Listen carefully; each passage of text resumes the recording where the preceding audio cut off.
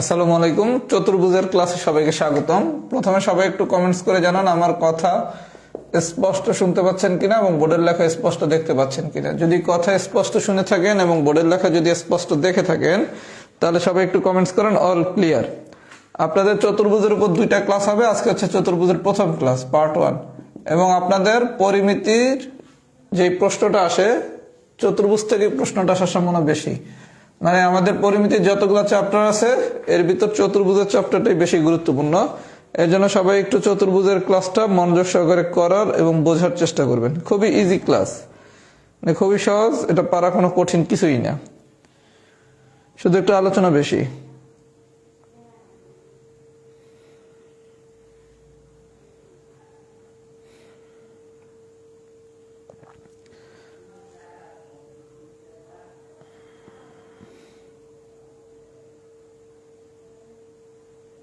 আচ্ছা, যেহেতু সবাই অল ক্লিয়ার লিখতেছেন তাহলে আমি পড়ানো শুরু করি। প্রথমে হচ্ছে আমি পড়াবো চতুর্ভুজের টাইপ 1। টাইপ 1টা সবাই একটু মনোযোগ সহকারে দেখেন। এখানে আপনাকে চতুর্ভুজের ক্ষেত্রফল বের করার জন্য আমি 3টা সূত্র দিছি। সবাই একটু সূত্র 3টা লক্ষ্য করেন। যদি বাহুর দৈর্ঘ্য দেওয়া থাকে তাহলে চতুর্ভুজের ক্ষেত্রফল বের করার সূত্র হচ্ছে এ স্কোয়ার। এ মানে হচ্ছে চতুর্ভুজের, সরি লেট মি ফিনিশ, আবার প্রথম থেকে শুরু করি। আচ্ছা, চতুর্ভুজের ভিতর তো অনেকগুলো বিষয় আছে, এগুলো তো আমরা ইয়েতে পড়ছি, কি জানি বলে চতুর্ভুজের থিওরি ক্লাসে, বর্গক্ষেত্র, আয়তক্ষেত্র, সামান্তরিক। আমরা আজকে প্রথমে বর্গক্ষেত্র পড়বো, টাইপ 1। টাইপ 1 আমাদের আলোচনার বিষয় হচ্ছে বর্গক্ষেত্র। আচ্ছা, বর্গক্ষেত্রের ক্ষেত্রফল বের করার 3টা সূত্র আছে। সবাই একটু মনোযোগ সহকারে দেখেন। আপনারা যদি বাহুর দৈর্ঘ্য দেয়, বাহুর দৈর্ঘ্য দেওয়া থাকলে বর্গক্ষেত্রের ক্ষেত্রফল বের করার সূত্র হচ্ছে এ স্কোয়ার। এ মানে হচ্ছে বর্গক্ষেত্রের বাহুর দৈর্ঘ্য। যদি কর্ণের দৈর্ঘ্য দেওয়া থাকে তাহলে ক্ষেত্রফল হচ্ছে হাফ ইন্টু কর্ণের দৈর্ঘ্য স্কোয়ার। আর কর্ণকে বাহু ধরে যদি অঙ্কিত বর্গক্ষেত্রের ক্ষেত্রফল বলে তাহলে হচ্ছে টুয়াইজ এ স্কোয়ার। তাহলে বাহুর দৈর্ঘ্য দেওয়া থাকলে একটা ক্ষেত্রফল, কর্ণের দৈর্ঘ্য দেওয়া থাকলে হচ্ছে আরেকটা ক্ষেত্রফল, আর কর্ণকে বাহু ধরে অঙ্কিত বর্গক্ষেত্রের ক্ষেত্রফল বললে আরেকটা ক্ষেত্রফল। তার মানে আপনার পরীক্ষায় যদি বাহুর দৈর্ঘ্য দেয় তাহলে প্রথম সূত্রটা ইউজ করবেন, ক্ষেত্রফল সমান হচ্ছে এ স্কোয়ার। যদি কর্ণের দৈর্ঘ্য দেয় তাহলে ক্ষেত্রফল কি, হাফ ইন্টু কর্ণের দৈর্ঘ্য স্কোয়ার। যদি কর্ণকে বাহু ধরে অঙ্কিত বর্গক্ষেত্রের ক্ষেত্রফল বলে তাহলে হচ্ছে টুয়াইজ এ স্কোয়ার। আচ্ছা, আরেকটা হচ্ছে পরিসীমা। আমরা চতুর্ভুজের ক্লাসে কি শিখছিলাম? ত্রিভুজের ক্ষেত্রে হচ্ছে কি বাহু 3টা, তাহলে ত্রিভুজের ক্ষেত্রে পরিসীমা মানে কি 3 বাহুর দৈর্ঘ্যের সমষ্টি। আর চতুর্ভুজের ক্ষেত্রে হচ্ছে বাহু হচ্ছে 4টা, তাহলে বর্গক্ষেত্রের ক্ষেত্রে হচ্ছে কি পরিসীমা কি হবে 4 বাহুর দৈর্ঘ্যের সমষ্টি। বর্গক্ষেত্রের প্রত্যেকটা বাহুর দৈর্ঘ্য কিন্তু সমান, এইটা এ, এইটা এ, এইটা এ, এইটা এ। তাহলে বর্গক্ষেত্রের সময় পরিসীমা কি হবে 4 বাহুর দৈর্ঘ্যের সমষ্টি। That means a plus A plus A plus A, that means হচ্ছে 4a। তাহলে আমরা ক্ষেত্রফল বের করার 3টা সূত্র শিখলাম। বাহুর দৈর্ঘ্য দেওয়া থাকলে কি হবে, কর্ণের দৈর্ঘ্য দেওয়া থাকলে কি হবে, কর্ণকে বাহু ধরে অঙ্কিত বর্গক্ষেত্রের ক্ষেত্রফল বললে কি হবে, এটা বললাম। পরিসীমাটাও শিখলাম। আর আরেকটা হচ্ছে কর্ণের দৈর্ঘ্য। বর্গক্ষেত্রের ক্ষেত্রে কর্ণের দৈর্ঘ্য কি √2 ইন্টু এ। তাহলে আমরা যদি এই সূত্রগুলো সবাই পারি তাহলে হচ্ছে 1 থেকে 11 পর্যন্ত সবগুলো ম্যাথ সবাই নিজেরা করবেন। জাস্ট কিচ্ছু না, যে ফর্মুলাগুলো আমি আলোচনা করছি এগুলো আমি 12 নম্বর থেকে ম্যাথ করাবো। তাহলে আমরা যে 5টা সূত্র বললাম, এই 5টা সূত্রের যে কোনো একটা সূত্রের ম্যাথ কিন্তু পরীক্ষায় চলে আসতে পারে। আমরা কি পারবো? যদি পারি তাহলে সবাই একটু ফিডব্যাক দেন। এফ ডান, এফ ডান মানে হচ্ছে ফর্মুলা ডান।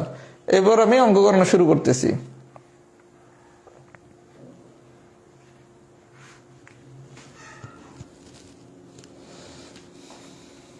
সবাই একটু ফিডব্যাক দেন তো, এফ ডান হয়েছে নাকি?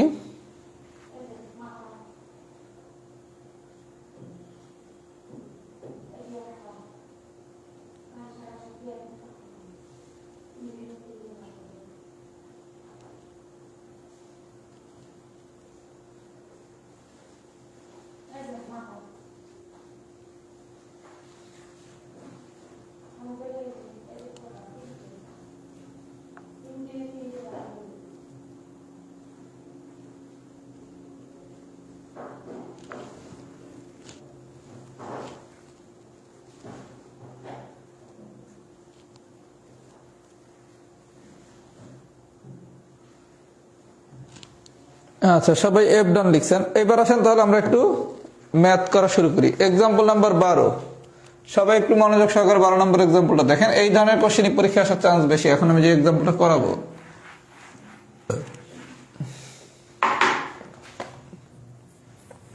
আচ্ছা 12 নম্বর এক্সাম্পল কি বলছে দেখতে, একটি বর্গক্ষেত্রের পরিসীমা এর কর্ণের দৈর্ঘ্যের কত গুণ। একটা বর্গক্ষেত্রের পরিসীমা বলছে কি এর কর্ণের দৈর্ঘ্যের কত গুণ, কর্ণের দৈর্ঘ্যের কত গুণ। আচ্ছা তাহলে আমি ধরলাম বর্গক্ষেত্রের পরিসীমাটা হচ্ছে কর্ণের দৈর্ঘ্যের এক্স গুণ। এই পর্যন্ত কি সবাই বুঝছি? তাহলে আমি এখন এই এক্স এর মান বের করবো। তাহলে এক্স সমান কি বর্গক্ষেত্রের পরিসীমা ডিভাইডেড বাই কর্ণের দৈর্ঘ্য। সবাই কি আমার কথা বুঝতেছেন ভাইয়া? সবাই কি আমার কথা বুঝতেছেন? বলছে বর্গক্ষেত্রের পরিসীমা এর কর্ণের দৈর্ঘ্যের কত গুণ, ধরলাম বর্গক্ষেত্রের পরিসীমা হচ্ছে কর্ণের দৈর্ঘ্যের এক্স গুণ। আচ্ছা তাহলে এখন আসেন, তাহলে এক্স সমান কি বর্গক্ষেত্রের পরিসীমা ডিভাইডেড বাই কর্ণের দৈর্ঘ্য, এইটাই হচ্ছে কি যত গুণ। তাহলে বর্গক্ষেত্রের পরিসীমা সূত্র আমি জানি কি 4a, আর কর্ণের দৈর্ঘ্যের সূত্র কি √2 × a। তাহলে এই এ কাটা যায়। আচ্ছা 4 মানে কি 2 গুণ 2, আচ্ছা 2 মানে কি √2 × √2, তাহলে এটা কাটা যায়। তাহলে আলটিমেটলি কি 2√2 গুণ। সবাই কি কাটাকাটিটা বুঝছেন? এগুলো আমি সূচকে বিস্তারিত পড়াইছি। তাহলে বলা হয়েছে কি বর্গক্ষেত্রের পরিসীমা হচ্ছে কর্ণের দৈর্ঘ্যের কত গুণ, ধরলাম বর্গক্ষেত্রের পরিসীমা হচ্ছে কর্ণের দৈর্ঘ্যের এক্স গুণ। তাহলে বর্গক্ষেত্রের পরিসীমা সমান কি কর্ণের দৈর্ঘ্য ইন্টু এক্স, তাহলে বা এক্স সমান কি বর্গক্ষেত্রের পরিসীমা ডিভাইডেড বাই কর্ণের দৈর্ঘ্য। এখন আপনি জানেন কি বর্গক্ষেত্রের পরিসীমা হচ্ছে 4a, কর্ণের দৈর্ঘ্য হচ্ছে কি √2 × a। এবার কাটাকাটি করলে যা পাবো সেটাই হচ্ছে আমার অ্যান্সার। এই ধরনের কোশ্চেন আসার চান্সই সবচাইতে বেশি। সবাই কি আমার কথা বুঝছেন? সবাই কি 12 নম্বরটা বুঝছেন? আচ্ছা 12 নম্বরটা যদি বুঝে থাকেন, আমি 13 নম্বরটা করে ফিডব্যাক দিচ্ছি। 12 অথবা 13 এই ধরনের কোশ্চেন গুলোই পরীক্ষা আসার চান্স সবচেয়ে বেশি। ওই আপনার সরাসরি ফর্মুলার কোশ্চেন, এত ইজি কোশ্চেন এখন আর বিসিএস পিলিতে দেওয়া উচিত না। আচ্ছা 13 নম্বর কি বলছে, একটি বর্গক্ষেত্রের এক বাহু অপর এক বর্গক্ষেত্রের পরিসীমা সমান হলে বর্গক্ষেত্র দুটির কর্ণের অনুপাত। খুবই ইম্পর্টেন্ট একটা কোশ্চেন, একটু প্রশ্নটা বোঝার চেষ্টা করেন। বলা হয়েছে কি একটি বর্গক্ষেত্রের এক বাহু, তার মানে প্রথম বর্গক্ষেত্রের এক বাহুর দৈর্ঘ্য, প্রথম বর্গক্ষেত্রের বাহুর দৈর্ঘ্য দিলাম আমি a1। সবাই একটু বুঝেন, একটি বর্গক্ষেত্রের এক বাহু অপর এক বর্গক্ষেত্রের পরিসীমা সমান। তাহলে বর্গক্ষেত্র কয়টা? দুইটা না? একটা বর্গক্ষেত্রের এক বাহু অপর একটা বর্গক্ষেত্রের পরিসীমার যদি সমান হয়, তাহলে বিষয়টা কি যে দুইটা বর্গক্ষেত্র বলা হয়েছে। তাহলে প্রথম বর্গক্ষেত্রের বাহুর দৈর্ঘ্য আমি ধরলাম a1, দ্বিতীয় বর্গক্ষেত্রের বাহুর দৈর্ঘ্য আমি ধরলাম a2, দ্বিতীয় বর্গক্ষেত্রের বাহুর দৈর্ঘ্য ধরলাম আমি a2। সবাই একটু বেসিকটা বুঝেন, এটা কিন্তু গাইড বই অনেক পেঁচাইয়া সমাধান করা, আমরা জাস্ট বেসিক যে অঙ্কটা করবো। তাহলে প্রথম বর্গক্ষেত্রের বাহুর দৈর্ঘ্য দিলাম আমি a1, আর দ্বিতীয় বর্গক্ষেত্রের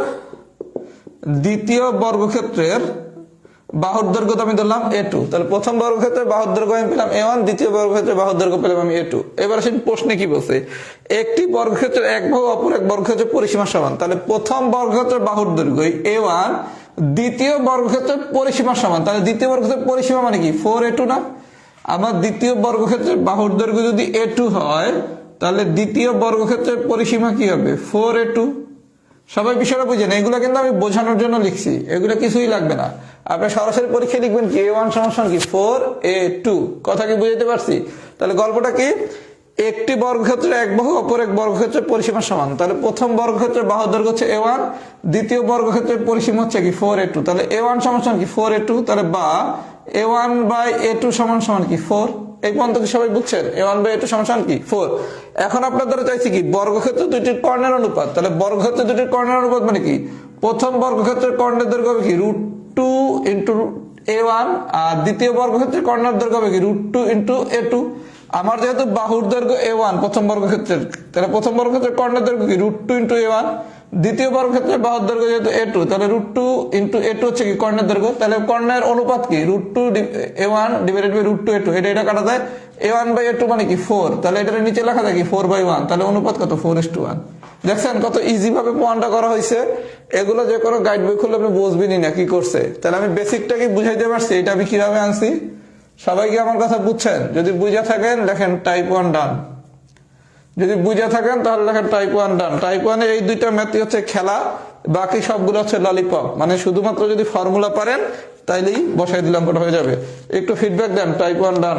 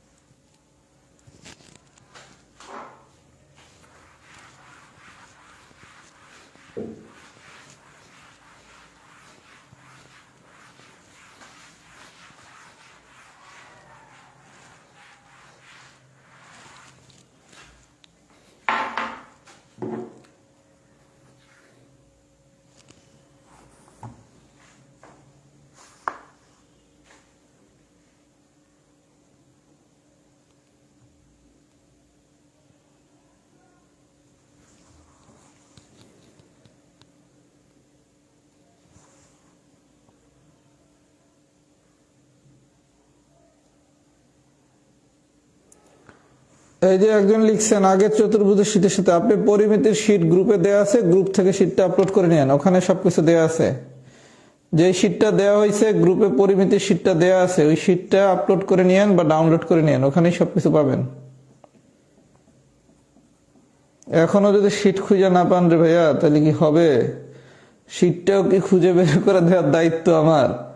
এত কিছু গুছিয়ে দেওয়ার পর তাহলে তো আপনার ম্যাথ শিখে খুব টাফ হয়ে যাবে যদি শীটটা আমাকে খুঁজে বের করে দিতে হয়। শীটটা কিভাবে গ্রুপে দেওয়া হয় এগুলো তো সবাই জানেনি। আচ্ছা, টাইপ 1 বুঝছি, টাইপ 2 হচ্ছে হোমওয়ার্ক। টাইপ 2 সবাই নিজেরা করবেন। টাইপ 2টা হচ্ছে হোমওয়ার্ক, টাইপ 2টা সবাই হচ্ছে নিজেরা করবেন। টাইপ 3, আচ্ছা টাইপ 3 আমি আগে শর্টকাট ফর্মুলাটা লিখে দিচ্ছি, তারপর বিষয়টা বুঝাচ্ছি। টাইপ 3 একদম ইজি, শর্টকাট দিয়ে আমরা করব।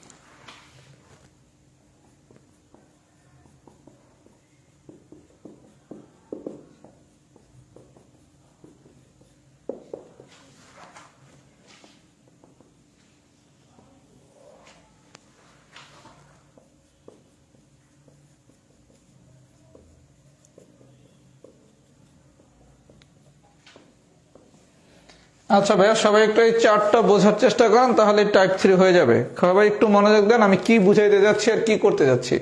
আমি একটা ফর্মুলা লিখলাম, একটি সরলরেখার উপর অঙ্কিত বর্গ ওই সরলরেখা 1/n ভাগের উপর। কি বলা হয়েছে?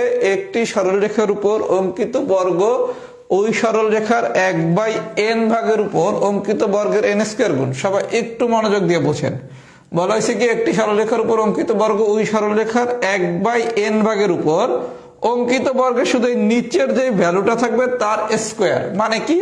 যদি অর্ধেক বলে, আমি এক্সাম্পল দিয়ে বিষয়টা বুঝিয়ে দেবো। অর্ধেক যদি বলে তাহলে এই নিচের যে ভ্যালুটা এটাই হচ্ছে n এর মান। তাহলে n এর মান হচ্ছে কত? 2। তাহলে সূত্র কি? n স্কোয়ার, মানে উত্তর হবে কি 4 গুণ 3/1 মানে কি 1/3। তাহলে এই 3 এর স্কোয়ার কি 9। তাহলে অ্যান্সার কত? 9। 1/4 মানে কি 1/4। তাহলে নিচে আছে কি 4। তাহলে 4 এর স্কোয়ার মানে কি 16। তাহলে বিষয়টা হচ্ছে কি একটি সরলরেখার উপর অঙ্কিত বর্গ ওই সরলরেখার 1/n ভাগের উপর অঙ্কিত বর্গের, মানে নিচে যেটা থাকবে, নিচে মানে কি যে হরটা থাকবে এই হরের স্কোয়ারই হচ্ছে আমার অ্যান্সার। তাহলে যদি অর্ধেক বলে, অর্ধেক বললে কি 1/2। তাহলে নিচে আছে কি 2। তাহলে 2 এর স্কোয়ার কত? 4। যদি 3/1 বলে তার মানে কি 1/3। তাহলে নিচে আছে কত? 3। তাহলে 3 এর স্কোয়ার কত? 9। যদি 1/4 বলে তাহলে 1/4। তাহলে নিচে আছে কত? 4। তাহলে 4 এর স্কোয়ার কত? 16। সবাই কি আমার কথা বুঝছেন?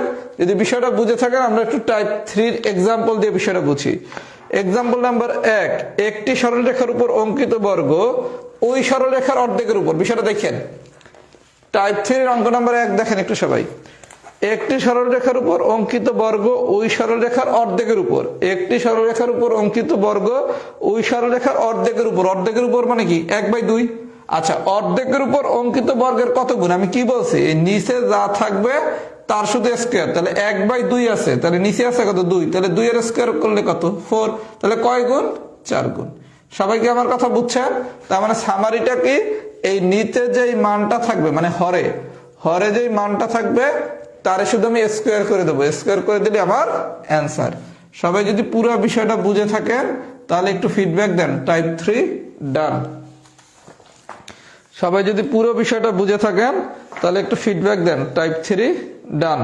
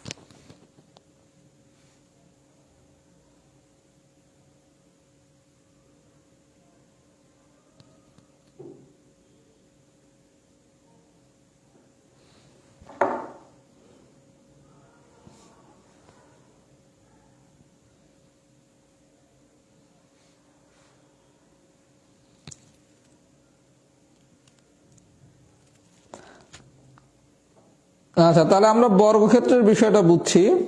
এখন আমি যে টপিকসটা বলবো এটা হচ্ছে বেশি ইম্পর্টেন্ট, আয়তক্ষেত্র। আপনাদের পরীক্ষায় আয়তক্ষেত্র দিয়ে কোশ্চেন আসার চান্স বেশি। আপনাদের পরীক্ষায় আয়তক্ষেত্র থেকে কোশ্চেন আসার চান্স একটু বেশি। সবাই খুব মনোযোগ সহকারে বিষয়গুলো এবার একটু বোঝার চেষ্টা করেন। এগুলো হচ্ছে ফর্মুলার খেলা, আর কিছুই না। জাস্ট আপনি যদি ফর্মুলা পারেন তাহলেই পারবেন। আচ্ছা, আমি এখন টাইপ 4 পড়ানোর আগে আমি একটু ফর্মুলাগুলো লিখে দিচ্ছি। বর্গক্ষেত্র থেকে আয়তক্ষেত্র অনেক বেশি ইম্পর্টেন্ট। মানে আপনার যদি চতুর্ভুজ থেকে কোশ্চেন হয় সেক্ষেত্রে আয়তক্ষেত্র দিয়ে কোশ্চেন হওয়ার চান্স বেশি। সবাই একটু মনোযোগ সহকারে আয়তক্ষেত্রটা বোঝার চেষ্টা করেন। এগুলো কিছুই না, শুধু ফর্মুলা বোঝা।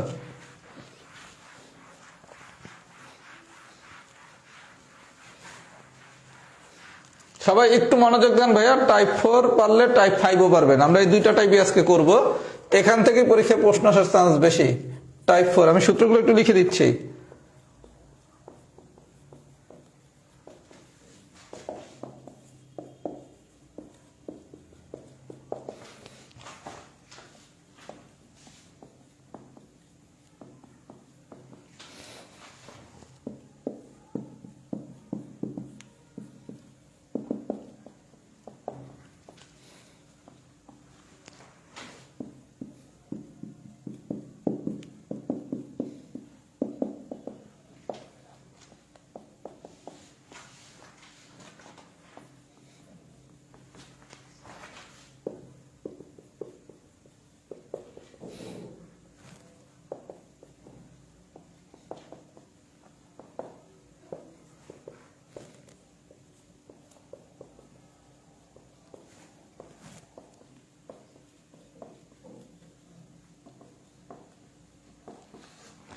আচ্ছা ভাই, একটু মনোযোগ দেন। এখান থেকে পরীক্ষার কোশ্চেন আসার চান্স বেশি। টাইপ 4 এবং টাইপ 5 দুটো ইম্পর্টেন্ট। সবাই খুব মনোযোগ দেন।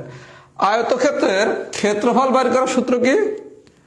ক্ষেত্রফল বের করার সূত্র হচ্ছে কি দৈর্ঘ্য ইন্টু প্রস্থ। আমি এ রে বলতেছি দৈর্ঘ্য আর বি রে বলতেছি প্রস্থ।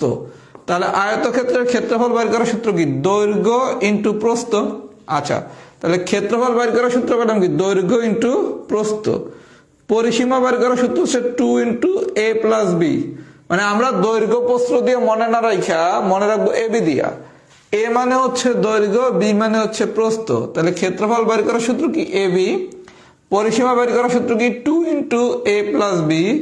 আর কর্ণের দৈর্ঘ্য বের করার সূত্র কি? √a² plus b²। তাহলে আমরা তিনটা সূত্র শিখলাম আয়তক্ষেত্রের ক্ষেত্রে। সূত্র শিখলাম কি? কয়টা? তিনটা।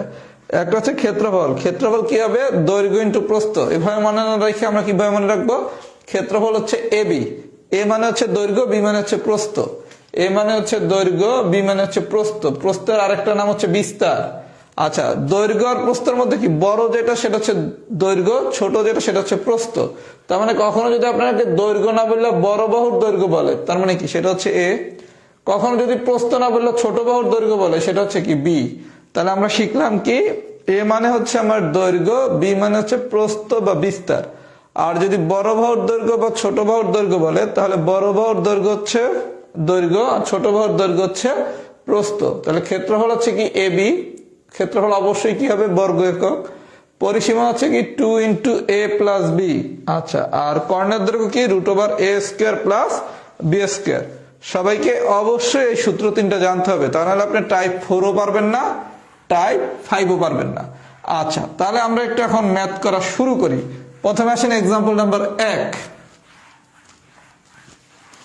আচ্ছা, আরেকটু জিনিস যেটা জানতে হবে সেটা আমি শীটে দিয়ে দিছি, যে 1 মিটার মানে হচ্ছে 100 সেন্টিমিটার, 1 এওর মানে হচ্ছে 1000 বর্গমিটার, 720 বর্গ ফুট মানে হচ্ছে 1 কাঠা। এই জিনিসগুলো একটু জানেন। অনেক সময় আপনাকে এই ডাটাগুলো লাগবে পরীক্ষায়। 1 মিটার মানে কি এটা জানতে হবে, 1 এওর মানে কি এটা জানতে হবে, 720 বর্গ ফুট মানে 1 কাঠা মানে কি? তিনটা ডাটাই সবাই একটু জানবেন। আমি ডাটা তিনটা দিয়ে দিছি। আচ্ছা, প্রথমে আসেন অঙ্ক নাম্বার 1। যদি একদম ইজি কোশ্চেন আসে, যদিও প্রিলিতে এখন আর এই কোশ্চেন আসে না, কি আসে সেগুলো আমি একটু পরে করাচ্ছি। 1 নম্বরে কি বলছে? একটি চতুর্ভুজের দৈর্ঘ্য হচ্ছে 8 মিটার। দৈর্ঘ্য হচ্ছে 8 মিটার, প্রস্থ হচ্ছে 6 মিটার। প্রস্থ হচ্ছে 6 মিটার। বলা হয়েছে চতুর্ভুজটির পরিসীমা কত? আচ্ছা, যদি বলা হয় তো একটা আয়তক্ষেত্রের দৈর্ঘ্য 8, প্রস্থ 6, আয়তক্ষেত্রের পরিসীমা বের করো, তাহলে আপনি আয়তক্ষেত্রের পরিসীমা বের করার সূত্র শিখছেন কি? 2 × a + b, আমি দৈর্ঘ্যে বলতেছি a, প্রস্থরে বলতেছি b। এবার আমি ভ্যালু বসাই দিলে কি গল্প শেষ।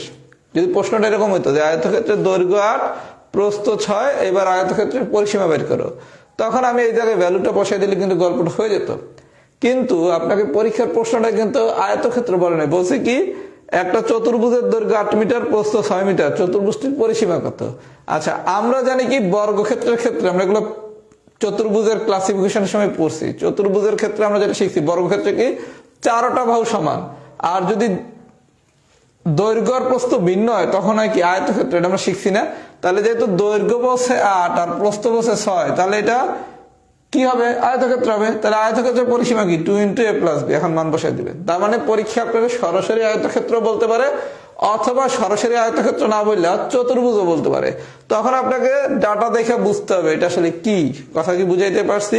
যদি বুঝে থাকেন, এক্সাম্পল এক সবাই পারবেন, এটা নিয়ে ফিডব্যাক দেওয়ার দরকার নাই। শুধু ফিডব্যাক দেন এফ ডান হয়েছে নাকি, মানে ফর্মুলাটা ডান হয়েছে কিনা।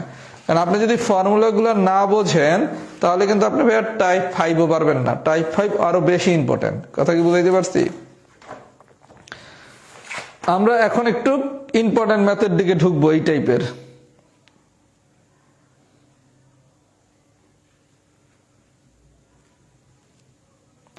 বর্গ একক আর বর্গমিটার পার্থক্যটা কি? আপনাকে যদি দুইটা মিটার দেয় তখন হবে বর্গমিটার, আর যদি শুধু একক দেয়, মনে করেন 8 একক 6 একক, তার মানে এটা কোন মিটার সেন্টিমিটার কিছুই দেয়া নাই, তখন এটার যদি ক্ষেত্রফল বের করতে বলে তখন হবে বর্গ একক।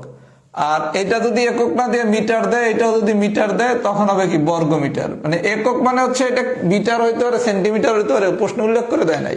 আর স্পেসিফিক মিটার দিয়ে দিলে তখন হচ্ছে বর্গ মিটার, স্পেসিফিক সেন্টিমিটার দিয়ে দিলে তখন হচ্ছে বর্গ সেন্টিমিটার।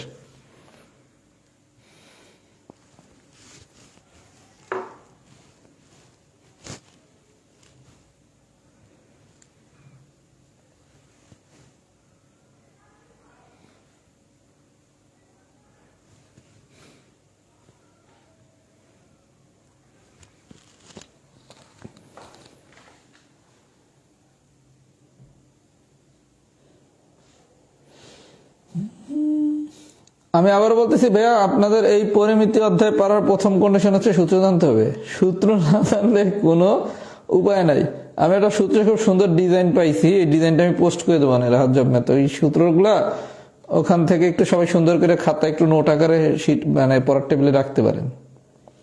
আচ্ছা, ফর্মুলা বুঝছেন? এইবার একটু ভাই মনোযোগ দেন। এইবার আমরা একটা ইম্পর্টেন্ট ম্যাথ করবো যেগুলো একটু বোঝার জিনিস। প্রথমে আসেন অঙ্ক নাম্বার 9। খুবই সোজা, কিচ্ছু না রে ভাইয়া, সবই সূত্র, কিন্তু বুঝতে হবে, না বুঝলে কিন্তু আবার পারা যাবে না। আচ্ছা, 9 নম্বর ম্যাথটা একটু আমরা বোঝার চেষ্টা করি, সবাই একটু বোঝেন। 9 নম্বরে কি বলছে?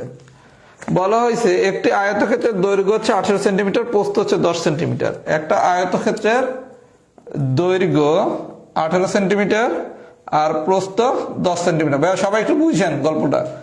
একটা আয়তক্ষেত্রের দৈর্ঘ্য 18 সেন্টিমিটার, প্রস্থ 10 সেন্টিমিটার। আয়তক্ষেত্রটির দৈর্ঘ্য বৃদ্ধি করে পরিবর্তিত দৈর্ঘ্য বৃদ্ধি করে 25 সেন্টিমিটার করা হলো। আয়তক্ষেত্রটির প্রস্থ কত হলে, মানে পরিবর্তিত প্রস্থ কত হলে আয়তক্ষেত্রটির ক্ষেত্রফল অপরিবর্তিত থাকবে? ভাইয়া গল্পটা খুব ইজি, যদি ধরতে পারেন। বলা হয়েছে কি একটা আয়তক্ষেত্রের দৈর্ঘ্য হচ্ছে 18 আর প্রস্থ হচ্ছে 10, তাহলে এই আয়তক্ষেত্রের ক্ষেত্রফল কি?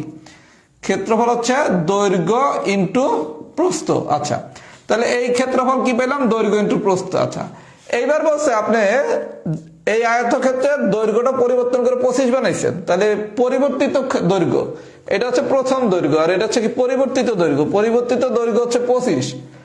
এখন বলছে পরিবর্তিত প্রস্থ কত হলে, ম্যাথমেটিক্সে যা জানি না তাই কি এক্স, তাই না? পরিবর্তিত প্রস্থ কত হইলে, আচ্ছা তাহলে এটা যদি দৈর্ঘ্য 25 হয় আর প্রস্থ যদি এক্স হয়, তাহলে এটার ক্ষেত্রফল কত? 25x। এখন আপনারা বলছেন একটা আয়তক্ষেত্রের দৈর্ঘ্য হচ্ছে 18, প্রস্থ হচ্ছে 10, বিষয়টা বুঝছেন? যদি দৈর্ঘ্য 25 করা হয় তাহলে প্রস্থ কত হলে দুইটার ক্ষেত্রফল সমান হবে। তাহলে আমি ধরলাম প্রস্থ যদি এক্স করা হয় তাহলে দুইটার ক্ষেত্রফল সমান হয়। তাহলে প্রশ্ন মতে আপনি কি এইটা সমান সমান এইটা লিখতে পারেন? এই এতটুকু বুঝতে পারলে এগুলা কিচ্ছু লেখার নাই, গল্পটা বুঝছেন? আপনার প্রথম আয়তক্ষেত্রের দৈর্ঘ্য হচ্ছে 18, প্রস্থ হচ্ছে 10, তাহলে প্রথম আয়তক্ষেত্রের ক্ষেত্রফল কত? 18 × 10। আচ্ছা, পরিবর্তিত না লেখে দ্বিতীয় কথাটা লিখি। দ্বিতীয় আয়তক্ষেত্রের ক্ষেত্রফল হচ্ছে দ্বিতীয় আয়তক্ষেত্রের দৈর্ঘ্য হচ্ছে 25। এখন দ্বিতীয়টার প্রস্থ কত করলে, প্রস্থটা যদি আমি এক্স করি তাহলে ক্ষেত্রফল হয় কত, 25 ইন্টু এক্স। এখন আপনারা বলছে দৈর্ঘ্য প্রস্থ কত করলে দুইটার ক্ষেত্রফল সমান হয়। তার মানে আমি ধরলাম প্রস্থ যদি এক্স করি তাহলে দুইটার ক্ষেত্রফল সমান। তার মানে এই প্রথম আয়তক্ষেত্রের ক্ষেত্রফল কি 18 ইন্টু 10 সমান সমান কি দ্বিতীয় আয়তক্ষেত্রের ক্ষেত্রফল। দ্বিতীয় আয়তক্ষেত্রের ক্ষেত্রফল কি 25 ইন্টু এক্স। এখন এখান থেকে এক্স বাইর করেন, 18 ইন্টু 10 ডিভাইডেড বাই 25। সবাই কি গল্পটা বুঝছেন, কনসেপ্টটা কি বুঝছেন? এই যে এগুলা কিন্তু আমি কিচ্ছু পরীক্ষায় লিখবো না, পরীক্ষায় সরাসরি আমি এই লাইনটা লিখবো। এটাকে আমি বুঝাইতে পারছি? তাহলে গল্পটা কি, প্রথম আয়তক্ষেত্রের ক্ষেত্রফল কি দৈর্ঘ্য ইন্টু প্রস্থ সমান সমান দ্বিতীয় আয়তক্ষেত্রের ক্ষেত্রফল। দ্বিতীয় আয়তক্ষেত্রের ক্ষেত্রফলের দৈর্ঘ্য দেওয়া আছে 25, প্রস্থ দেওয়া আছে এক্স।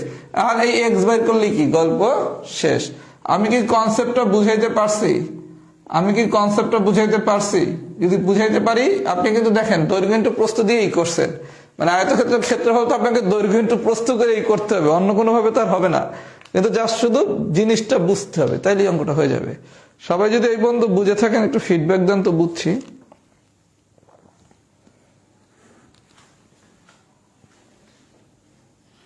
এটা কিন্তু ইম্পর্টেন্ট ম্যাথ।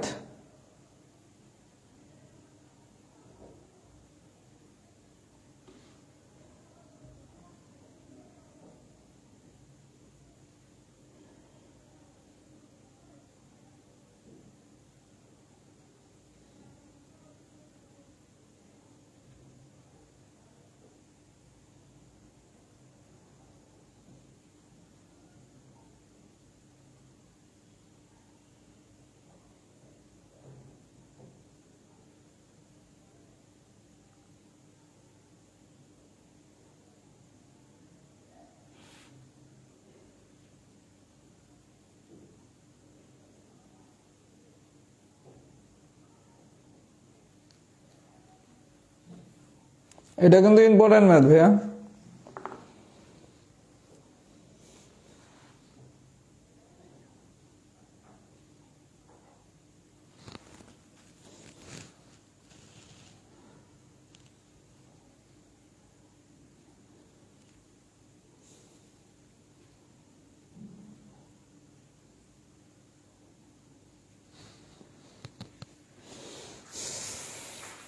আচ্ছা, এবার আসেন এক্সাম্পল নাম্বার 10। Example number 10।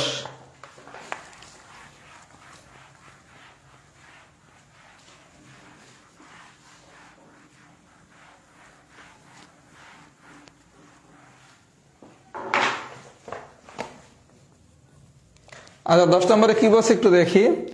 10 নম্বর বলছে একটি আয়তক্ষেত্রের দৈর্ঘ্য প্রস্থকে দ্বিগুণ করলে ক্ষেত্রফল মূল আয়তক্ষেত্রের ক্ষেত্রফলে। ভাই এখন কিন্তু এই ধরনের কোশ্চেনই আসে। এখন কিন্তু আপনি যদি প্রিলির কোশ্চেন গুলো দেখেন, এখন আমি যে ম্যাথটা করাচ্ছি বা যে ধরনের ম্যাথ আমি করাচ্ছি এগুলোই আসে। ওই সরাসরি ফর্মুলার কোশ্চেন কিন্তু এখন আসে না। কি বলছে, একটি আয়তক্ষেত্রের দৈর্ঘ্য প্রস্থকে দ্বিগুণ করলে। আচ্ছা, দৈর্ঘ্যরে করছি কয় গুণ, দ্বিগুণ। প্রস্থরেও করছি কয় গুণ, দ্বিগুণ। আচ্ছা, তাহলে আপনি মনে করেন আপনার একটা আয়তক্ষেত্র, যদি প্রথম আয়তক্ষেত্রের কথা আমি চিন্তা করি, তাহলে প্রথম আয়তক্ষেত্রের ক্ষেত্রফল কি দৈর্ঘ্য ইন্টু প্রস্থ। এটা হচ্ছে প্রথম আয়তক্ষেত্রের ক্ষেত্রফল। এবার আপনি বলছে একটি আয়তক্ষেত্রের দৈর্ঘ্য প্রস্থকে যদি দ্বিগুণ করি তাহলে ক্ষেত্রফল মূল আয়তক্ষেত্রফলের কয় গুণ হবে। আচ্ছা, আমি দৈর্ঘ্যেও দ্বিগুণ করছি, প্রস্থরেও দ্বিগুণ করছি, তাহলে এই যে দ্বিগুণ করলাম, করার পর যে ক্ষেত্রফলটা পেলাম, ক্ষেত্রফলটা কি হবে, দৈর্ঘ্য দ্বিগুণ করছি, প্রস্থ দ্বিগুণ করছি, তার মানে কি 4 গুণ হবে না। আপনার প্রথম আয়তক্ষেত্রের ক্ষেত্রফলের সূত্র কি ছিল, দৈর্ঘ্য ইন্টু প্রস্থ। আচ্ছা, তাহলে আমি ধরলাম মনে করেন দৈর্ঘ্য হচ্ছে এক্স, প্রস্থ হচ্ছে ওয়াই, তাহলে প্রথম আয়তক্ষেত্রের ক্ষেত্রফল কি এক্স ওয়াই। আচ্ছা, দ্বিতীয় ক্ষেত্রে কি করছি, আয়তক্ষেত্রের দৈর্ঘ্য দ্বিগুণ করছে, তাহলে হচ্ছে কি 2x, আর প্রস্থরে করছি দ্বিগুণ, তাহলে হচ্ছে কি 2y। তাহলে ক্ষেত্রফল হবে কি 2x into 2y, that means হচ্ছে কি 4xy। তাহলে 4 ইন্টু এই xy কি প্রথম আয়তক্ষেত্রের ক্ষেত্রফল, প্রথম আয়তক্ষেত্রের ক্ষেত্রফল। তাহলে মূল আয়তক্ষেত্রের ক্ষেত্রফল কি প্রথম, মানে এই যে আয়তক্ষেত্রটা পাইলাম এটা কি মূল আয়তক্ষেত্রের ক্ষেত্রফল কি 4 গুণ। তার মানে আপনি যদি ডিটেলস করেন তাহলে হচ্ছে এত কিছু, আর যদি কনসেপ্ট দিয়ে করেন তাহলে কিচ্ছু না। দৈর্ঘ্য করছি কয় গুণ, দ্বিগুণ, আর প্রস্থ করছি কয় গুণ, দ্বিগুণ। তার মানে এই দুটারে গুণ করেন, দৈর্ঘ্য ইন্টু প্রস্থ, তাহলে 2 ইন্টু 2 গুণ করলে 4 গুণ, তার মানে কয় গুণ হবে, 4 গুণ। এই লেখালেখি হচ্ছে বোঝার জন্য, এত কিছু তো করার দরকার নেই। পরীক্ষা যদি কোশ্চেন আসে তাহলে কি বলছে, দৈর্ঘ্য দ্বিগুণ করছি প্রস্থ দ্বিগুণ করছি, তাহলে দৈর্ঘ্য দ্বিগুণ প্রস্থ দ্বিগুণ, তাহলে দুটার গুণ করলে আসে কত, 4 গুণ। তাহলে কয় গুণ করছি, 4 গুণ করছি। সবাই কি বুঝছেন? যদি বুঝে থাকেন আমি আরেকটা ম্যাথ করে তারপর ফিডব্যাক নিচ্ছি। Example number 12। আশা করি আমরা এই ধরনের কোশ্চেন পরীক্ষা আসলে অবশ্যই পারবো। আর আগামী ক্লাসটা সোজা, ওগুলো হচ্ছে শুধু ফর্মুলা জানলেই হবে, সামান্তরিক বা ট্রাপিজিয়াম হিসেবে ফর্মুলা জানলেই পারবেন। 12 নম্বর কোশ্চেনটা কি বলছে দেখি। একটা আয়তক্ষেত্রের কর্ণের দৈর্ঘ্য 15, এটা একদম ইজি ম্যাথ। কর্ণের দৈর্ঘ্য 15, প্রস্থ 10, প্রস্থ 10, বলছে আয়তক্ষেত্রের ক্ষেত্রফল কত। আচ্ছা ভাইয়া একটু মনোযোগ সহকারে দেখেন, কর্ণের দৈর্ঘ্য 15, প্রস্থ 10 দিয়ে বলছে ক্ষেত্রফল কত। আচ্ছা আপনারা যদি এরকম না বললে আমি বলতাম কর্ণের দৈর্ঘ্য 15, প্রস্থ 10, দৈর্ঘ্য কত। আপনি সূত্র জানেন কি, কর্ণের দৈর্ঘ্য সমান সমান √a² + b²। a² + b² মানে কি, a মানে হচ্ছে দৈর্ঘ্য, b মানে হচ্ছে কি প্রস্থ। তাহলে আপনারে কর্ণের দৈর্ঘ্য দিছে, প্রস্থ দিছে, বসায় দিলে কি আপনি এখান থেকে দৈর্ঘ্য পাবেন না? সবাই একটু বুঝেন, কর্ণের দৈর্ঘ্য 15 দিছে, প্রস্থ 10 দিছে, যদি বলতাম দৈর্ঘ্য বের করতে, ক্ষেত্রফল আপাতত ভুলে যান। কর্ণের দৈর্ঘ্য 15 দিছে, প্রস্থ 10 দিছে, দিয়ে দৈর্ঘ্য বের করতে বলছে। আমরা জানি কি কর্ণের দৈর্ঘ্য সমান সমান কি √a² + b²। এই √a² + b² মানে কি, a মানে হচ্ছে দৈর্ঘ্য, b মানে হচ্ছে কি প্রস্থ। তাহলে আপনার কর্ণের দৈর্ঘ্য দেয়া আছে, প্রস্থ দেয়া আছে, বসায় দিলে কি দৈর্ঘ্য আসবে। তাহলে প্রশ্নটা যদি এরকম দিত, কর্ণের দৈর্ঘ্য আর প্রস্থ দিয়া আপনার কাছে দৈর্ঘ্য যেত, খুব মনোযোগ দিয়ে বুঝেন, কর্ণের দৈর্ঘ্য আর প্রস্থ দিয়া যদি আপনার কাছে দৈর্ঘ্য চাইতো, আপনি মান বসাই দিলে কি গান শেষ। আচ্ছা এইরকম না দিয়ে এবার কোশ্চেনটা আরেকটু ডিপে গেছে যে ক্ষেত্রফল কত বাইর করতে বলছে। আচ্ছা আয়তক্ষেত্রের ক্ষেত্রফল সমান সমান কি, দৈর্ঘ্য ইন্টু প্রস্থ।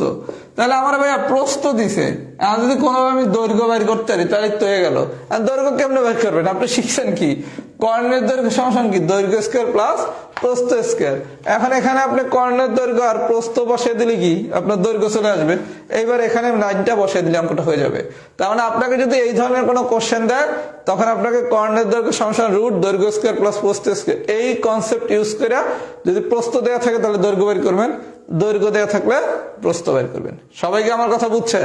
যদি বুঝে থাকেন টাইপ 4 আমাদের শেষ। তাহলে টাইপ 4 পারার সামারি কি, আপনাকে শুধু 3টা সূত্র জানতে হবে, ক্ষেত্রফল বের করার সূত্র, পরিসীমা বের করার সূত্র, কর্ণের দৈর্ঘ্যের সূত্র। এই 3টা সূত্র জানলে আপনি টাইপ 4ও পারবেন।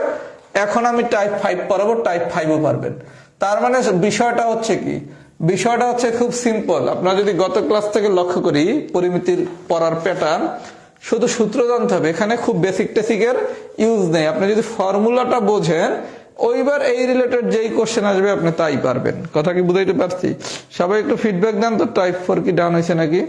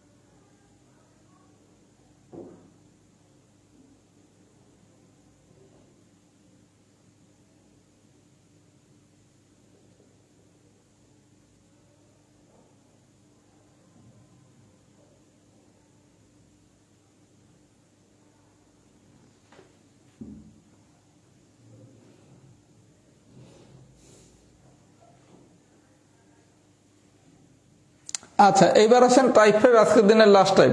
খুব মনোযোগ সহকারে ভাই আমার কথাগুলো বোঝেন। টাইপ 5 কিন্তু চাইলে শর্টকাট দিয়ে করা যায়, কিন্তু আমরা টাইপ 5 শর্টকাট দিয়ে করব না, আমরা এটা মূল নিয়ম দিয়ে করব। কারণ আমি যদি 1 নম্বর ম্যাথটা মূল নিয়ম দিয়ে পারি, টাইপ 5 এর আমি সব ধরনের ম্যাথই করতে পারবো। কিন্তু আমাদের শর্টকাট দিয়ে শিখি, তাহলে কিন্তু আমার সব ম্যাথ হবে না। এর জন্য এই শর্টকাট গুলো যে কোনো গাইড বই খুললেই আপনি পাবেন। আমি এই টাইপটা শর্টকাট দিয়ে শিখাবো না, কারণ আমরা শর্টকাট দিয়ে সেই ম্যাথটাই শিখবো যেই শর্টকাট দিয়ে সব ধরনের ওই টাইপের ম্যাথ হয়। একটা ম্যাথ হয় আরেকটা হয় না, সেই ম্যাথ আমরা শর্টকাট দিয়ে শিখবো না। আপনারা সবাই একটু মনোযোগ সহকারে টাইপ 5 এর 1 নম্বর ম্যাথটা বোঝেন। যদি এই ম্যাথটা বোঝেন, আপনি সব ধরনের ম্যাথই করতে পারবেন। আমি একটু প্রথমে ডিটেলস লিখে করাচ্ছি, তারপর আমি শর্টকাটে যাব, মানে না লেখা কেমনে আমি সেটা বুঝাবো। একটা আয়তক্ষেত্রের দৈর্ঘ্য প্রস্থের দ্বিগুণ, দৈর্ঘ্য প্রস্থের দ্বিগুণ। আচ্ছা, এখন তো আপনারা অনেক স্মার্ট হয়ে গেছেন, যেহেতু অনেকদিন ধরে আমার সাথে ক্লাস করতেছেন। আমি বলছি কি অলওয়েজ, যেটা ছোট সেটা আমরা ধরবো। দৈর্ঘ্য প্রস্থের দ্বিগুণ, তাহলে দৈর্ঘ্য হচ্ছে বড়, প্রস্থ হচ্ছে ছোট। তাহলে আমি প্রস্থরে ধরলাম x, তাহলে দৈর্ঘ্য হবে কি 2x। সবাই কি বুঝছেন আমি কি শিখেছি? ছোটটারে আমরা ধরবো, তাইলে কি আমরা বড়টা পেয়ে যাব। তাহলে দৈর্ঘ্য প্রস্থের দ্বিগুণ, দৈর্ঘ্য হলো বড়, প্রস্থ হলো ছোট। তাহলে প্রস্থরে যদি x ধরি, তাহলে দৈর্ঘ্য হবে কি 2x। তাহলে একটি আয়তক্ষেত্রের দৈর্ঘ্য প্রস্থের দ্বিগুণ, ক্ষেত্রটির ক্ষেত্রফল 512 বর্গমিটার। ক্ষেত্রফল হচ্ছে 512 বর্গমিটার। তাহলে ক্ষেত্রফল কি দৈর্ঘ্য ইন্টু প্রস্থ, দৈর্ঘ্য ইন্টু প্রস্থ, এটা সমান কত 512। তাহলে বা 2x স্কয়ার সমান কত 512। এখান থেকে আপনি x বের করেন, 512 ডিভাইডেড বাই 2 রুট করলাম 256, তাহলে x এর মান আসে 16। সবাইকে আমার কথা বুঝছেন? আচ্ছা ভাই, আর একটু স্লো করে বুঝিয়ে দেই, আর একটু সহজ করে বুঝাই দিই। তো একটা ম্যাথ পারলে সবই পারবেন, তাহলে আর একটু আস্তে ধীরে পড়াই। সবাই একটু মনোযোগ দেন। কি বলছে? একটি আয়তক্ষেত্রের দৈর্ঘ্য প্রস্থের দ্বিগুণ, দৈর্ঘ্য প্রস্থের দ্বিগুণ, দৈর্ঘ্য হচ্ছে প্রস্থের দ্বিগুণ। তাহলে আমরা কি শিখছি? যেটা ছোট সেটারে ধরবো, তাহলে প্রস্থরে ধরলাম x, তাহলে দৈর্ঘ্য হবে কি 2x। আচ্ছা, এখন আপনারা বলছে ক্ষেত্রটির ক্ষেত্রফল 512, ক্ষেত্রফল হচ্ছে 512। তাহলে ভাইয়া দৈর্ঘ্য যদি 2x হয় আর প্রস্থ যদি x হয়, তাহলে ক্ষেত্রফল কত 2x ইন্টু x। তাহলে এটা সমান কত 512। তাহলে বা 2x স্কয়ার সমান কত 512। তাহলে x স্কয়ার সমান কত 512 ডিভাইডেড বাই 2, কাটাকাটি করলে 256। তাহলে এখান থেকে x এর মান আসে কত রুট 256, দ্যাট মিন্স হচ্ছে 16। এই পর্যন্ত কি বুঝাইতে পারছি?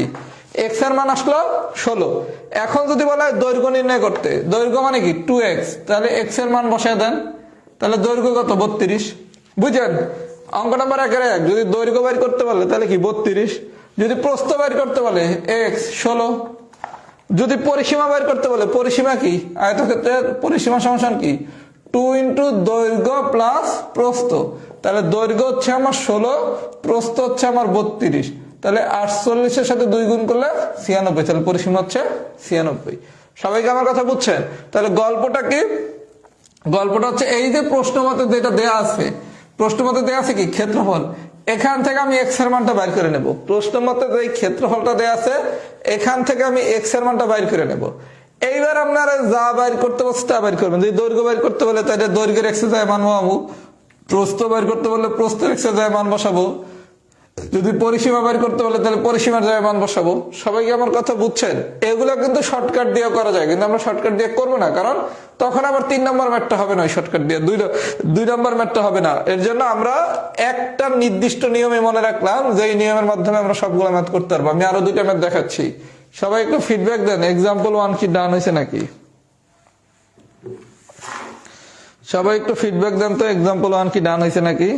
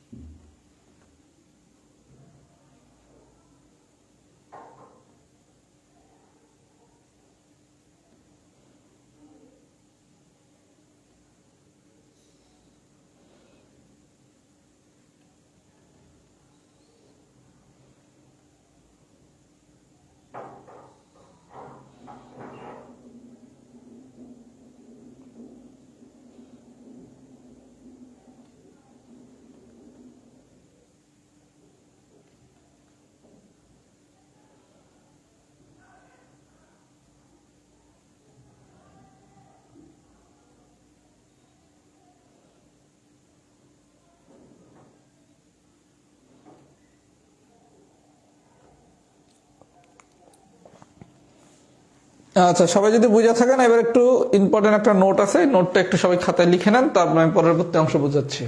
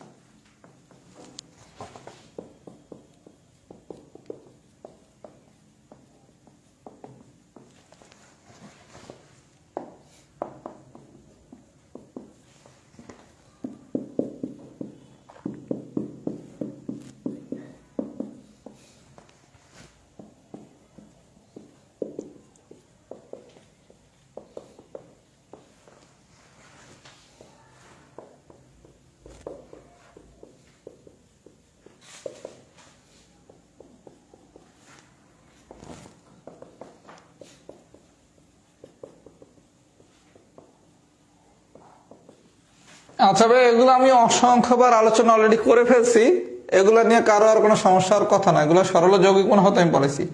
যদি বলা হয় দৈর্ঘ্য প্রস্থের 3/2 গুণ, এটাও বলতে পারে, দৈর্ঘ্য প্রস্থের 1.5 গুণও বলতে পারে। আচ্ছা, 1.5 গুণ মানে কি 3/2 না? আচ্ছা, আরো যদি সহজ করে বলেন 1.5 গুণ মানে হচ্ছে 1.5। 1.5 এটারে যদি আমরা আসে মানে দশমিক ভগ্নাংশ দিয়ে কনভার্ট করি না, তাহলে 15/10, তাহলে 3/2। তাহলে পরীক্ষা আপনারা বলতে পারে দৈর্ঘ্য প্রস্থে 3/2 গুণও বলতে পারে, 1.5 গুণও বলতে পারে। 1.5 গুণ মানে 3/2, এটা যারা বোঝেন তো ভালো, যারা বোঝেন না তারা 1.5 গুণ মানে জানেন কি 1.5। এই 1.5 রে ক্যালকুলেট করলে 3/2 আসে। তাহলে দৈর্ঘ্য প্রস্থের যদি 3/2 গুণ বলে, তাহলে বিষয়টা কি দেখেন, দৈর্ঘ্য প্রস্থের আমরা বলছি কি যেটার সাথে থাকে সেটা থাকে নিচে, তাহলে প্রস্থ হচ্ছে 2x, দৈর্ঘ্য হচ্ছে কি 3x। প্রস্থ দৈর্ঘ্যের 2/3 গুণ, তাহলে প্রস্থ হচ্ছে 2, যার সাথে থাকে সেটা থাকে নিচে, তাহলে 3। আর যদি বলা হয় দৈর্ঘ্য প্রস্থের অনুপাত 3:1, এগুলো আমি অনুপাতেও পড়াইছি, তাহলে দৈর্ঘ্য হচ্ছে কি 3, প্রস্থ হচ্ছে 1, তাহলে দৈর্ঘ্য হচ্ছে 3x, প্রস্থ হচ্ছে x। তাহলে আপনাকে পরীক্ষার প্রশ্নে যদি কখনো বলা হয় দৈর্ঘ্য প্রস্থের 3/2 গুণ বা দৈর্ঘ্য প্রস্থের 1.5 গুণ, প্রস্থ দৈর্ঘ্যের 2/3 গুণ বা দৈর্ঘ্য প্রস্থের অনুপাত 3:1, যেভাবেই দেখ আমরা কি পারবো। এগুলা কিন্তু সবকিছু আমরা অতীতে একাধিকবার আলোচনা করছি। যদি এই জিনিসটুকু বুঝে থাকেন তাহলে সবাই একটু লেখেন এম ডান। যারা নতুন ভর্তি হয়েছেন তারা অনুপাত আর সরল যৌগিক মুনাফা করলে এগুলো আরো ক্লিয়ার হয়ে যাবে। ওগুলো আমি ওই জায়গায় অসংখ্যবার পড়াইছি। সবাই একটু ফিডব্যাক দেন তো, এই পর্যন্ত বুঝছেন নাকি?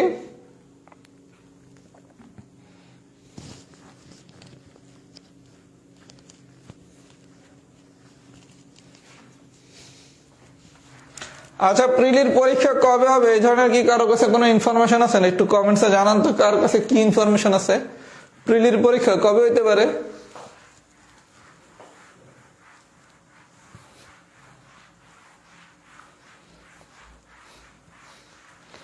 সবচেয়ে প্যাথেটিক হবে মার্চের 10 তারিখ ধরে আগাইয়া সিলেবাস শেষ করে দিলাম, পরে জানা গেল পরীক্ষা হবে মেতে। বুঝছেন, এটা হবে সবচেয়ে প্যাথেটিক, যে আমরা মার্চের 10 তারিখ ধরে আমি আগাচ্ছি, 10 তারিখ ধরে আগাইয়া সিলেবাস শেষ করলাম, করার পর আমরা জানলাম পরীক্ষা মার্চে না, পরীক্ষা হবে মেতে, তখন এটা অনেক বেশি প্যাথেটিক হয়ে যাবে।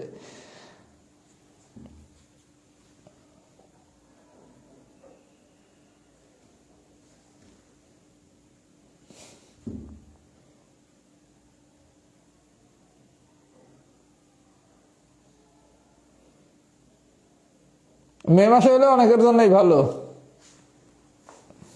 মেতে হলে অনেকের জন্যই ভালো। আমি ব্যক্তিগতভাবে সেই পরীক্ষাটা মে মাসে হোক।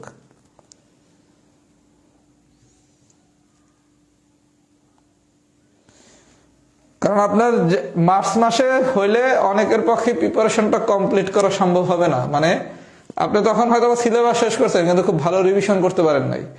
আর যদি পরীক্ষাটা মেতে হয়, যারা পড়াশোনা করতেছেন তাদের জন্য এটা হিউজ অ্যাডভান্টেজ। কারণ মার্চে যদি আপনি ফিনিশ করতে না পারেন, মেতে হওয়া মানে কি আপনি পুরোটা খুব ভালো মতো ফিনিশ করে পরীক্ষাটা দিতে পারবেন। এর জন্য যাদের প্রিপারেশন মিডিয়াম তাদের জন্য পরীক্ষা মেতে হলে বেটার, আর যাদের প্রিপারেশন ভালো তাদের জন্য পরীক্ষা মার্চে হইলে বেটার। আর যাদের প্রিপারেশন ভালো না মিডিয়ামও না, এখন পরীক্ষা মার্চে হইলেও লাভ নাই, মেতে হইলেও লাভ নাই, যেদিনই হোক কোনো লাভ নেই। কথা কি বুঝছেন? যারা মিডিয়াম অবস্থায় আছেন তাদের জন্য মেতে হইলে বেটার, আর যারা খুব দুর্দান্ত ভালো অবস্থায় আছেন তাদের জন্য মার্চ। আর আমার ব্যক্তিগত যেটা ধারণা, পরীক্ষা পিছাইলে কারো কোনো আপত্তি থাকে না। সবাই চিন্তা করে যে যার প্রিপারেশন ভালো সেও কি শিওর সে টিকবেই? চিন্তা করে যে না, আর একটু যদি সময় পাই তাহলে তো প্রিপারেশনটা আর একটু কনক্রিট নিয়ে যাবো। আর এখন পিজিটিকে অনেক কঠিন। আচ্ছা ভাইয়া, তাহলে এবার আছেন অঙ্ক নম্বর 2 নম্বরটা আমরা এবার খুব ইজিলি পারবো। 2 কি বলছে, একটি আয়তক্ষেত্রের ঘরের দৈর্ঘ্যের প্রস্থের 3 গুণ, দৈর্ঘ্য প্রস্থের 3 গুণ, তাহলে প্রস্থ যদি x হয় দৈর্ঘ্য হবে 3x। আচ্ছা, খুব ভালো কথা। একটি আয়তকার ঘরের দৈর্ঘ্যের প্রস্থের 3 গুণ, তাহলে প্রস্থ যদি x হয় দৈর্ঘ্য হবে কত? 3x। পরিসীমা 24 মিটার। আচ্ছা, পরিসীমা মানে কি? 2 ইন্টু দৈর্ঘ্য প্লাস প্রস্থ, এটা সমান দেওয়া আছে কত? 24। এখান থেকে আমি ক্যালকুলেট করে x এর মান বের করবো। x এর মান পাইলাম 3। সবাই কি আমার কথা বুঝেন? আপনারা বলছে দৈর্ঘ্য প্রস্থের 3 গুণ, তাহলে প্রস্থ x হলে দৈর্ঘ্য হচ্ছে কি 3x। এইবার দেয়া আছে পরিসীমা 24, তাহলে আপনি পরিসীমা দেয়া আছে, গতবার ক্ষেত্রফল দেয়া ছিল, ক্ষেত্রফল দেয়া থাকলে কি x ইন্টু 3x করে যা দেয়া আছে তা ওখান দিয়ে x বাইর করতাম। আর পরিসীমা দেয়া থাকলে 2 ইন্টু দৈর্ঘ্য প্লাস প্রস্থ, এটা সমান 24 আছে, এবার x বাইর করলাম। এবার আপনার ধরে দৈর্ঘ্য চাক, প্রস্থ চাক, ক্ষেত্রফল চাক, যাই চাক, আমরা মান বসাই দিলে কি গান শেষ। আমি কি বুঝাইতে সক্ষম হয়েছি? তার মানে আপনারা যদি ক্ষেত্রফল দিত তখন আপনি দৈর্ঘ্য ইন্টু প্রস্থ সমান এত মান দেওয়া আছে, আর যদি পরিসীমা দেওয়া থাকে তাহলে 2 ইন্টু দৈর্ঘ্য প্লাস প্রস্থ দেওয়া আছে। এবার আপনি x এর মান বাইর করে যাই বাইর করতে বলবে সেটা বের করলে অঙ্কটা হয়ে যাবে। সবাই যদি আমার কথা বুঝে থাকেন, আমি আরেকটা ম্যাথ করাবো, তাইলে আমাদের আজকের ক্লাস কমপ্লিট। সেটা হচ্ছে এক্সাম্পল নাম্বার 3। আর যদি আপনি শর্টকাট দিয়ে করেন তাহলে কিন্তু সব ম্যাথ এক নিয়মে হবে না, আমরা সব ম্যাথে একটা নিয়মে নিয়ে আসলাম। 3 নম্বরে কি বলছে? 3 নম্বরে বলছে একটি আয়তকার ক্ষেত্রের দৈর্ঘ্য প্রস্থ অপেক্ষা 30 মিটার বেশি। আমি বলছি কি ভাইয়া, ছোটটারে আমি x ধরবো আর বড়টারে আমি শর্তের আলোকে ধরবো। তাহলে একটি আয়তকার ক্ষেত্রের দৈর্ঘ্য প্রস্থ অপেক্ষা 30 মিটার বেশি, তাহলে প্রস্থ যদি x হয় তাহলে দৈর্ঘ্য কত? x plus 30। সবাইকে আমার কথা বলছেন, ছোটটারে ধরবো, অলওয়েজ ম্যাথমেটিক্সে আমরা ছোটটাকে ধরবো। তাহলে একটি আয়তকার ক্ষেত্রের দৈর্ঘ্য প্রস্থ অপেক্ষা 30 মিটার বেশি, তাহলে আমি প্রস্থ ধরবো x, তাহলে দৈর্ঘ্য হবে কত? x প্লাস 30 হইল। আচ্ছা, এবার বলছে আয়তক্ষেত্রটির পরিসীমা 140 হলে। আচ্ছা, পরিসীমা মানে কি? 2 ইন্টু দৈর্ঘ্য প্লাস প্রস্থ, দৈর্ঘ্য প্লাস প্রস্থ, এটা হচ্ছে আমার দৈর্ঘ্য, তাহলে 2 ইন্টু দৈর্ঘ্য প্লাস প্রস্থ, এটা সমান 140 দিয়ে আছে। এখান থেকে আপনি ক্যালকুলেট করেন 2x প্লাস 30 সমান এই 2 রে 140 দ্বারা ভাগ করেন, ভাগ করলে আসে কত? 70। এখন এখান থেকে 2x সমান কি? 70 মাইনাস 30, দ্যাট মিনস হচ্ছে 40। তাহলে x এর মান কত? 40/2, দ্যাট মিনস হচ্ছে 20। এখন আপনার ধরে যা চাইবে আপনি মান বয়া দিলে গান শেষ। তাহলে বিষয়টা কি দাঁড়াইলো? বিষয়টা হলো আমি শুধু এই জায়গা দিয়ে ধরবো, ধরার পর আমাকে প্রশ্নে হয় পরিসীমা দেওয়া থাকবে নাহলে ক্ষেত্রফল দেওয়া থাকবে। পরিসীমা দেওয়া থাকলে কি 2 ইন্টু দৈর্ঘ্য প্লাস প্রস্থ, এই আলোকে আমি x বাইর করবো। ক্ষেত্রফল দেওয়া থাকলে কি দৈর্ঘ্য ইন্টু প্রস্থ, এই আলোকে আমি x বাইর করবো। এইবার আপনার দ্বারা যা চাইছে সেটা বসাই দিলে অঙ্কটা হয়ে যাবে। সবাই যদি সবকিছু বুঝে থাকেন টাইপ 5 পর্যন্ত সবাই ম্যাথগুলো করে ফেলবেন। আগামী ক্লাসে যেগুলো পড়াবো এগুলো খুব ইজি, ট্রাপিজিয়াম, সামান্তরিক, রম্বস, এগুলো পড়তে কারো কোনো সমস্যা হবে না। কথা কি বুঝতে পারছেন? আপনাদের কিন্তু চতুর্ভুজ থেকে প্রশ্ন আসার চান্স বেশি, এর ভিতরে আয়তক্ষেত্র অনেক বেশি ইম্পর্টেন্ট। সবাই যদি সবকিছু বুঝে থাকেন একটু ফিডব্যাক দেন, ফুল ক্লাস ডান হয়েছে নাকি।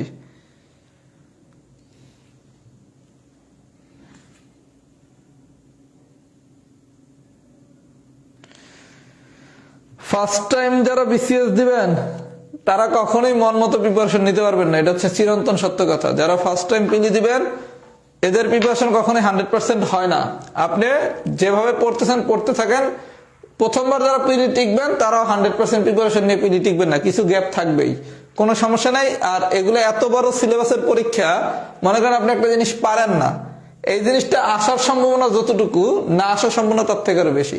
প্রশ্ন আসবে মাত্র 200টা, মানে 200টা ইনফরমেশন আসবে, প্রত্যেকে মিনিমাম ইনফরমেশন জানবেন 30 থেকে 35,000, তাই না? তাহলে আপনি যদি 35,000 ইনফরমেশন জানেন, আপনি 35,000 ইনফরমেশন জানেন, আর মনে করেন আপনি 5,000 ইনফরমেশন জানেন না, তাহলে কোথা দিয়ে প্রশ্ন আসার সম্ভাবনা বেশি? আপনি যা জানেন সেখান থেকে নাকি যা জানেন না? আমি একটা ইনফরমেশন জানি না, মনে করেন ঢাকা বাংলাদেশের রাজধানী, আমি এই তথ্যটা জানি না, এইটা পরীক্ষায় আসার সম্ভাবনা যত, তার থেকে না আসার সম্ভাবনা বেশি। কারণ পরীক্ষায় তো প্রশ্ন আসবে মাত্র 200টা, এর মধ্যে আবার বাংলাদেশ থেকে কোশ্চেন আসবে মাত্র 30টা। 30টার ভিতর আপনার এই ঢাকা বাংলাদেশের রাজধানী এই তথ্যটা আমি জানি না, এটা আসতে লিখি 30টার ভিতর একটা ইনফরমেশন নিতে হবে না, কিন্তু আপনি এই 30টার ভিতর আসার মতো তো অন্তত 3000 ইনফরমেশন জানেন, তার মানে বি পজিটিভ। আমি যেটা জানি না বা যে টপিক্সটা পারি না, এটা দিয়ে যেমন কোশ্চেন আসার সম্ভাবনা আছে, তার থেকে কিন্তু না আসার সম্ভাবনা আরো বেশি। কথা কি বুঝছেন? এর জন্য সাজেশন হচ্ছে একটাই, লাস্ট পর্যন্ত পড়াশোনা করতে হবে। কারণ আপনি যে জিনিসটা জানেন না, যদি সেখান থেকে প্রশ্ন না আসে তাহলে তো খেলা চেঞ্জ। কথা কি বোঝেন নাই?